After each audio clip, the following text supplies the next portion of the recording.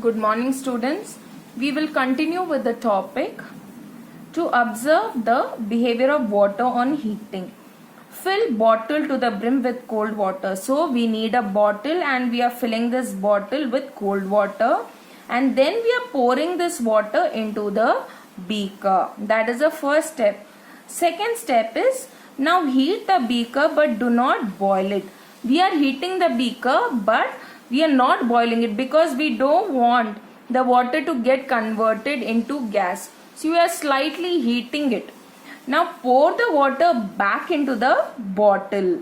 What do you observe? When we try to pour the water back into the bottle, we see that in the beaker still some amount of the water is left out. What does it indicate? It indicates that the molecules have expanded on heating.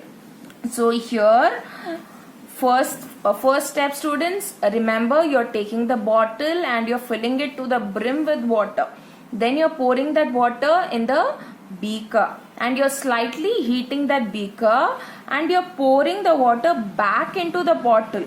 That time we see still some excess water is left out in the beaker. Now what can you infer from this? We can infer that the molecules expand on heating. If it wouldn't have expanded, then the entire contents of the beaker would have got filled up in the bottle. Since it has expanded, we can see some amount of water is left in the beaker. How do fish survive in frozen ponds? The water at the top of the pond cools first, contracts, and being heavier sinks to the bottom. See, students, on water which is right at top of the pond, what happens? The temperature comes down. It does not form ice. Only the temperature is coming down. Because of which what happens?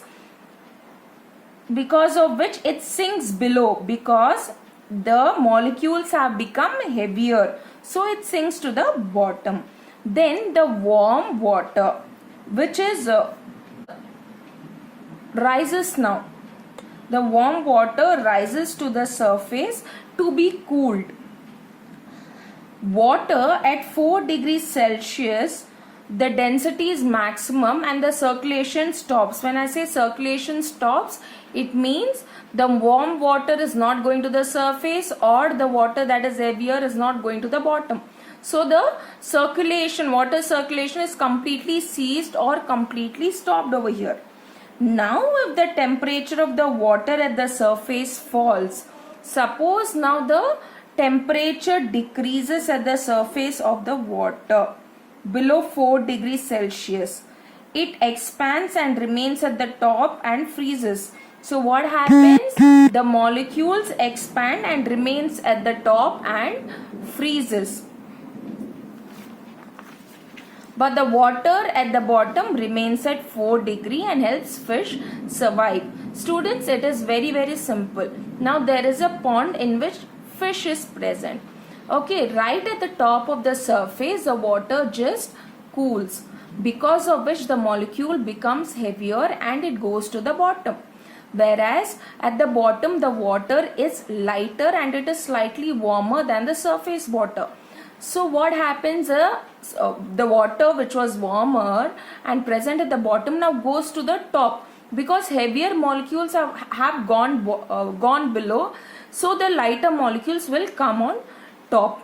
Now when the temperature reaches 4 degrees Celsius, there is no circulation of water at all. It is ceased. But as the temperature drops further at the surface, what happens? The water molecule slightly it expands and freezes, whereas below it acts like an insulator, and there is no change in the temperature below the pond. That's why fishes are able to survive. Temperature and activity to understand this. Fill 3 buckets separately with 3 types of water.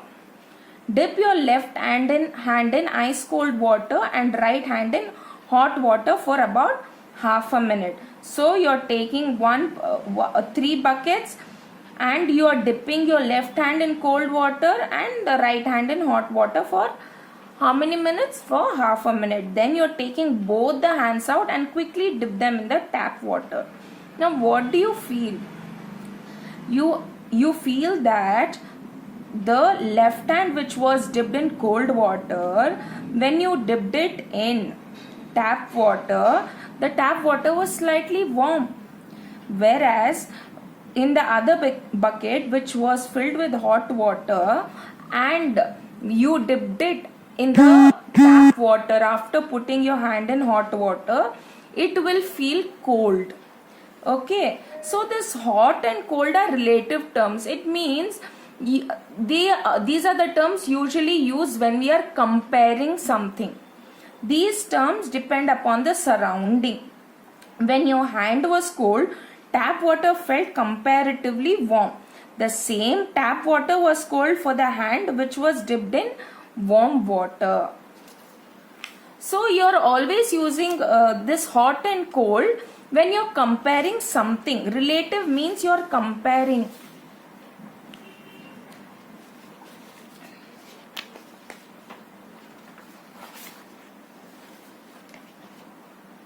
Ice and hot water have different degrees of heat energy. This degree of heat energy is known as temperature.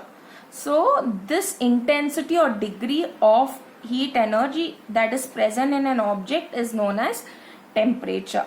Hotness or coldness of two bodies can be determined by touching them. How do you find out whether it is hot or cold? By touching it, not by observing it. However, it is not possible to determine their exact temperature. Though we can figure out whether it is hot or cold, but we cannot tell what is the exact temperature just by touching it. The lowest possible temperature is called absolute zero. Absolute zero means it is the lowest temperature. It is minus 273.15 degrees Celsius. An object at temperature of absolute zero would contain no heat at all. So at this particular temperature, we see that the particular object will not contain any heat. Now the temperature is because of vibration of atoms and molecules. More the temperature, more is the heat energy, more will the molecules vibrate. When the temperature is less, so less is the heat energy, molecules will vibrate very slowly. So temperature, remember, it is because of the vibration of atoms. Water cools. The slowing rate of vibration of molecules allows the water to freeze into ice. So as the vibration is decreasing, we see that slowly the water also freezes into ice. A point is reached at which all the vibration almost cease. So at a particular point we see that all the vibrations cease. That is absolute zero. Cease means stops. Thermometers, instrument which help to measure temperature of an object. Scale of temperature. See, a scale of temperature is defined by using 2 points. A lower fixed point, that is a freezing point of water, and upper fixed point, that is boiling point of water. So scale of temperature or the instrument that is used to measure has got 2 points. One is a lower fixed point and upper fixed point. Lower fixed point is a freezing point, upper fixed point is a boiling point. The range between them is divided into equal divisions called degree. So between the lower fixed point and the boiling point of water, we see that it is divided into number of equal divisions called degrees. The most commonly used scale of temperature is Celsius scale. We also have Fahrenheit scale and Kelvin scale, which I'll be dealing with it in the next class. Celsius scale. This scale of temperature is in degrees Celsius.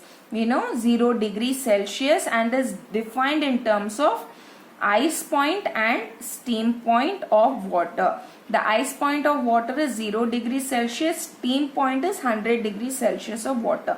The normal body temperature is 37 degrees Celsius.